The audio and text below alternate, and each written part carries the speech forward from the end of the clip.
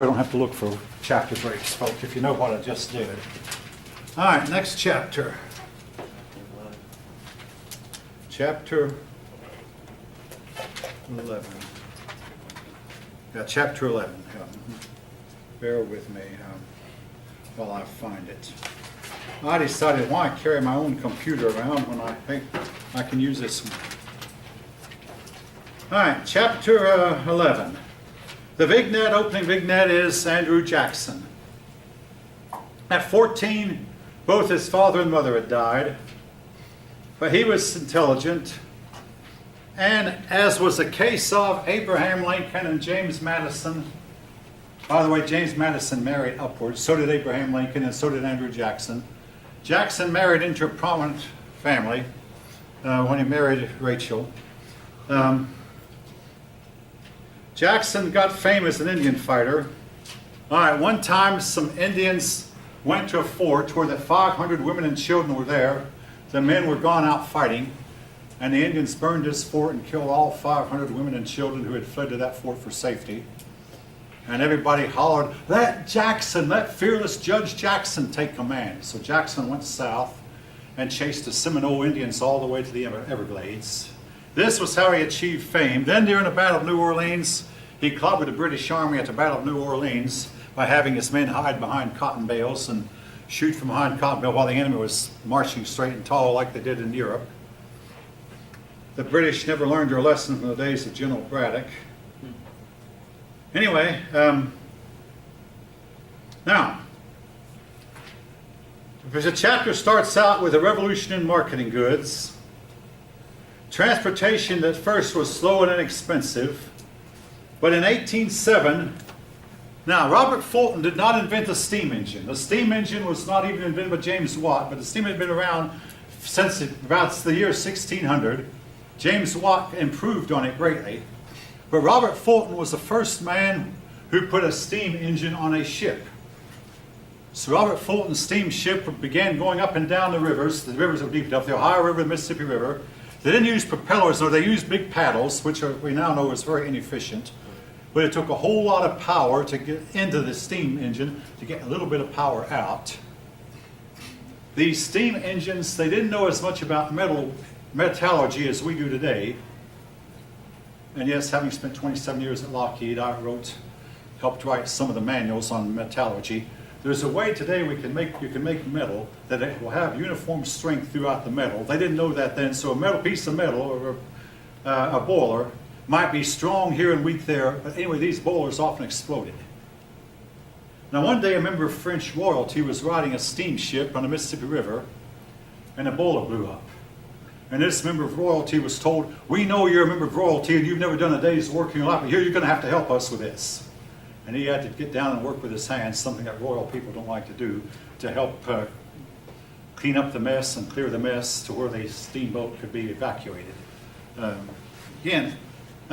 These steamboats exploded often, and they killed a lot of people, and yet the people tolerated it because it was faster transportation. I mean, going up the Mississippi River, folk, with oars, it was almost impossible.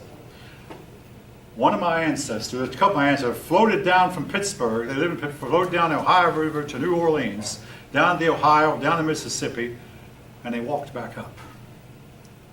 They could not row back up. It was just, the current was too strong. But with a steamboat, the steam could go against the current, very slowly. And another canal was built, and I want to write this one down, the Erie Canal. Joined Albany to Buffalo. A canal is important because a horse that's old and has half the strength it once had can pull a barge, just one horse, and can pull a barge slowly that weighs several tons. That same horse would not last long pulling even a wagon over land unless he was attached. But they often just use one horse, and he might not even be the best horse around, or sometimes two horses, one on each side of the canal, and these horses would pull a big, heavy barge loaded with tons of material. The only problem with canals, in the wintertime, the canals froze up. And yes, I'll admit, the winters back then were probably colder than they are now, even though accurate weather records weren't kept. The winters might have been colder, but folk want to remind you, every time the climate has warmed up, it's always cooled back down, and every time the climate has cooled off, it's always warmed back up. Prove me wrong if you can. Why is it so important? Why is the Erie Canal? Because today we have the idea that the climate change is brought about by man, and man's shooting carbon into the atmosphere. Therefore, the industrialized countries like the United States had better stop heating their homes and stop driving their cars and stop driving trucks, and we're all going to starve to death. Why is the Erie Canal? Well, the Erie Canal is important because it joined New York. See, in other words, New York was joined to Albany by the Hudson River. It joined New York City to the Great Lakes, which meant you could go by boat from New York City to Chicago. I mean, once you got to Buffalo, which is on Lake Erie, once you got to Buffalo, you could go to any city along the Great Lakes. And how many big cities are on the Great Lakes? Oh, I can think there was Erie, Pennsylvania, of course. So there's Cleveland, Ohio. There is Toledo, Ohio. Then go on up, and there's Detroit, Michigan. Then go on to Lake. There's Milwaukee, Wisconsin. I mean, these huge cities, extremely important.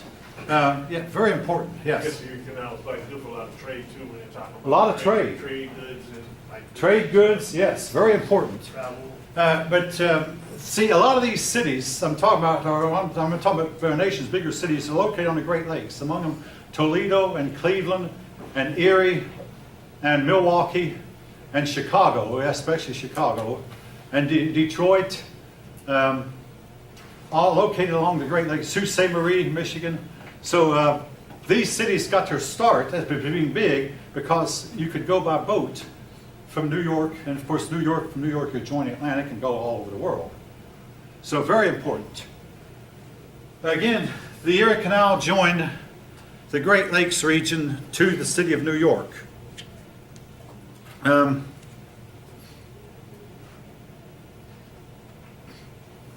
Now, factories came on the scene at this time. And again, folk, things like automobiles, cell phones, computers, camcorders, you name it, clothing even, they're made in factories. The first factories were clothing factories called textile mills. Machines were made that could weave much better than could be woven by hand. The power loom could weave a lot more than could be woven before. The spinning wheel. All right, if you spin yarn by a spinning wheel, the yarn comes out of uneven thickness. It might be thicker here and thinner here and thicker here and thinner here and so on and so forth. Well, these new machines could make yarn that was of even thickness all the way through and mostly of even strength, which meant your clothing was stronger and less apt to tear than it had been before. Now, factories have to employ workers. At first, a lot of the workers in your factories were young girls, young women, women who hoped to get married someday and have children, but they wanted to have a little bit of money that they could call their own. So they'd hire out these factories, and much too often they'd rebel and go on strike, and the manager would just hire someone else. They did not get a whole lot of respect, and they were oftentimes worked 16 hours a day. Very, very difficult conditions. Well, factories also began hiring immigrant workers, and this was to continue for a while. Some factories, like some shoe factories, told their women, you can work at home, put together your shoes at home, but come to us and get the leather and get your thread you use to make sure and get your rivets if you use them, and get the patterns. Then go home and cut the leather, sew the leather together, pound the rivets in place if you need to. Do this at home. So the business of working from home. Now, even since I started teaching here, working from home is becoming more and more commonplace, where you work from home instead of working in a factory. Now, Lockheed never did, and we would often wonder when I was at Lockheed, what if we were allowed to take this wire machine here, this machine that stamps numbers on wires, and take it home, or if we could afford to buy a machine, couldn't we sell it to Lockheed cheaper than it just cost them to hire us? And anyway, whatever, and Lockheed never did that. And also metal, some of the metal that goes in airplanes is small and light, and maybe a metal machine, a metal bending machine might could have done the work cheaper, but anyway, we never tried it. What Lockheed wound up doing in the late years I was there was what's called outsourcing. All the metal we're going to buy from another factory. They'll shape it for us and we'll buy it. And close down our machinery and lay off the workers who used to work this. Except for one thing, they did not actually lay off the workers. What it meant was instead of laying off workers ahead, it meant they would not hire more workers. The workers who were there, they did find ways to keep them on. But anyway, Lockheed did some outsourcing. But anyway, some of these factories would let workers work at home. All right, the first economic downturn in our country's history is known as the Panic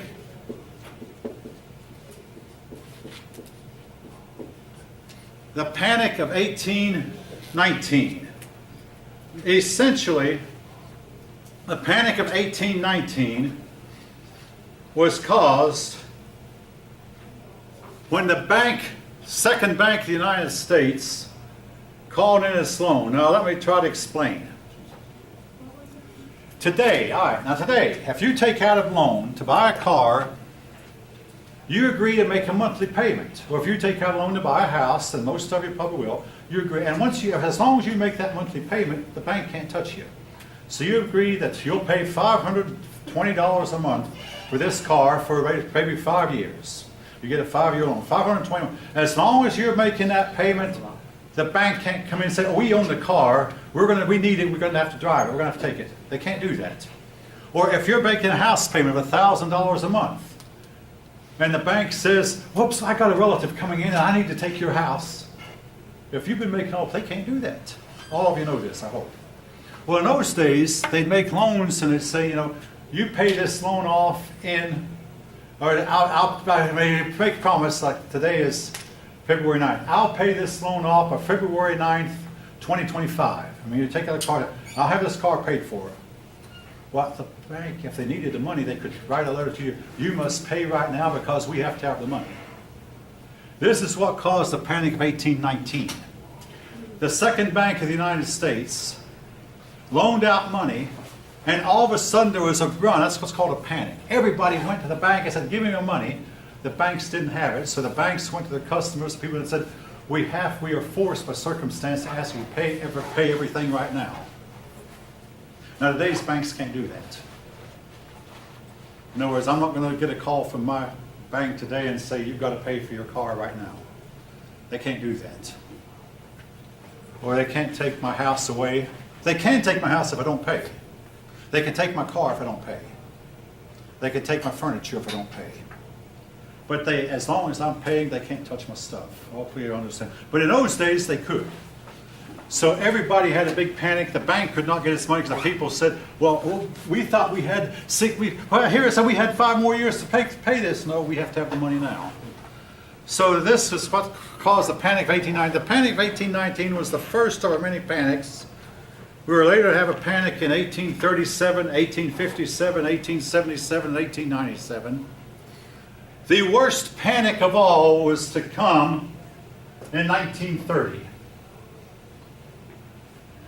These panics, let's say this is the Panic of 1819, then here's 1837, 1857, there was another one in 1877, 1897. These are economic downturns. What we try to do today, folks, and again, this is why the Federal Reserve exists. When the economy is booming, we raise interest rates to try to shave off the big boom. And in the meantime, the big boom is used to fill in the gaps to make sure the downturns aren't so bad and keep the economy flowing in an steady, even keel. That's the idea. That is why interest rates are so low right now. That's bad for some people and good for others. But the idea is to get rid of the dips. Now, it is known, folk. Now, why you might say, why do you want to get rid of the peaks? It is known that when a market moves up too fast, it's inevitably going to reverse itself. Now, is that as clear as mud to everybody who's dealt with the markets? I mean, You're getting a stock. Let's say the stock is hula hoop back in 1959. And everybody starts buying in the hula hoop factory. Eventually the market becomes what's called saturated. It gets so many people. In 1959 there was a hula hoop craze. You don't see it today, but there was a hula hoop craze in 59. Well, all of a sudden the hula hoop value of the stock will go down to near zero. This has happened since we started having stock markets in the late 1600s. You think this market's going to go on forever. They always have what's called a correction. That's what markets do. It's inevitable. Every market that booms up, so that's why the government will sometimes try to clip off the peaks and fill in the dips to keep the economy at a smooth, even keel. I'm not going to say it works, but that was the attempt. Anyway, 1819 was the first panic, and unlike the others, this was the only panic. The only panic that was not blamed on President James Monroe. Every other panic after that has been blamed on a man in office. 1837 blamed on Martin Van Buren, when it was really the fault of Andrew Jackson. 1877 blamed on James Buchanan, when it really was a natural phenomenon, a thing that just happens. All right, anyway, first of our panics. Moving on, more and more men got the right to vote. The first election, which was determined by popular vote, was the election of 1828, when Andrew Jackson won. In 1828, the electors were chosen not by state legislature, but more and more cases by popular vote. We still had the Electoral College. The Electoral College is still around today. But the electors are now chosen by popular vote, which was the case with most states in 1828. For the first time, the popular vote picked a president. The president they picked was Andrew Jackson. The campaign of 1828 was different, well, in some ways, and a lot of beer parties went on. There were people would get together and whoop and holler and play their banjos, play their guitars and whatever, and sing songs favoring their favorite candidate. And also there was a whole lot of mud slung at each other. The two candidates were Adams and Jackson. Jackson, the big issue was his wife, and his wife became at this point, she soured up into an angry, bitter woman. Jackson said, I'm determined, I'm going to walk up the steps of the White House with my wife by my side. Unfortunately, he didn't. Jackson was elected in November after an angry, bitter contest. Oh yeah, they told that Adams had lived with his wife before that they were married. This has never been proven, but both sides proved. But even though Jackson and Adams themselves probably never hurled the mud, but their followers did. But anyway, when Jackson was elected in November, in December, he was told he was elected. It wasn't like today where you found the results overnight. I mean, it took them weeks to determine the results. The telegraph had not yet been invented. But anyway, Mrs. Jackson, Rachel Jackson, died of a heart attack in December 1828. And Jackson walked up the steps of the White House that day alone. I mean, not that day, but when he walked up the steps of the White House in March of 1829, he was alone. His wife was not there. Big issue was character. Adams was pictured as a rich elitist. Jackson was called the son of a prostitute. Likely it was untrue.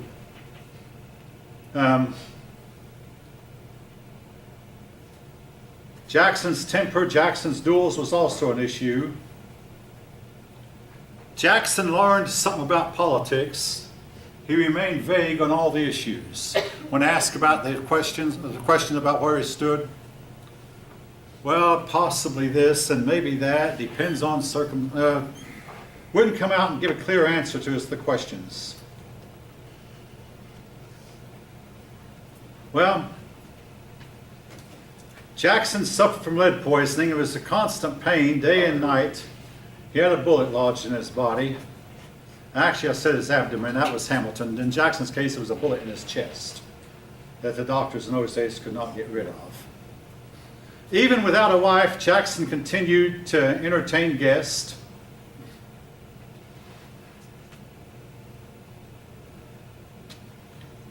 Jackson made a cabinet appointment, but when he and his cabinet couldn't get along, Jackson appointed an unofficial group of advisors called the Kitchen Cabinet.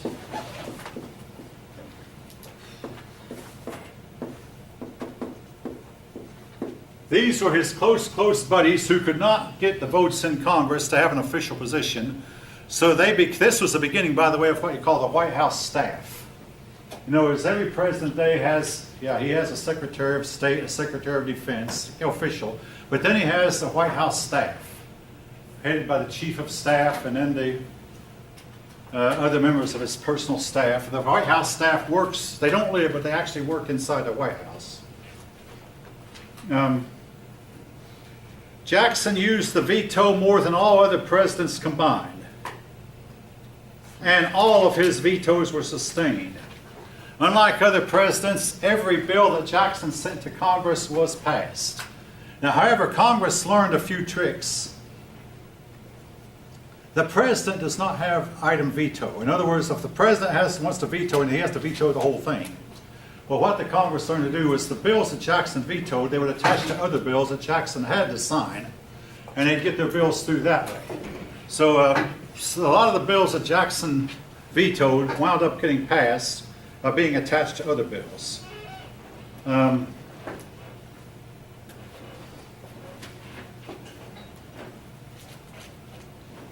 right. Now, folk, if you haven't guessed already, I have pretty well run out of time, and there's quite a bit more in this chapter, so what I'm going to do, I'm going to try to finish this chapter next week. But I want to remind you, what I don't get to go over, you are responsible for. That's on the syllabus.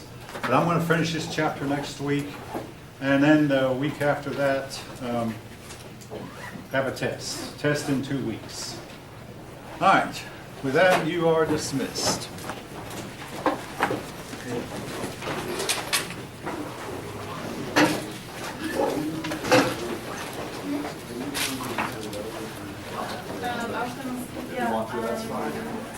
Either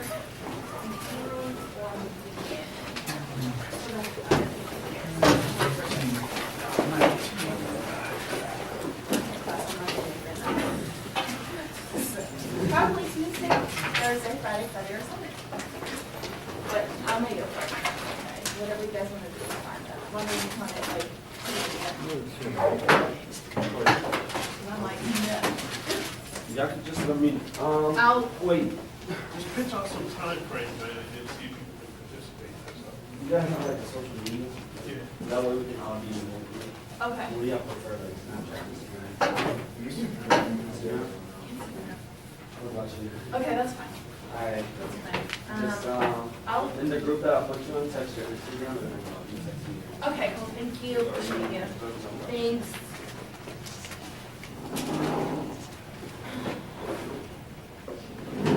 You guys have a good day.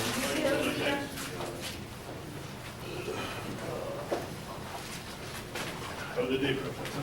All right. Same to you. Hey.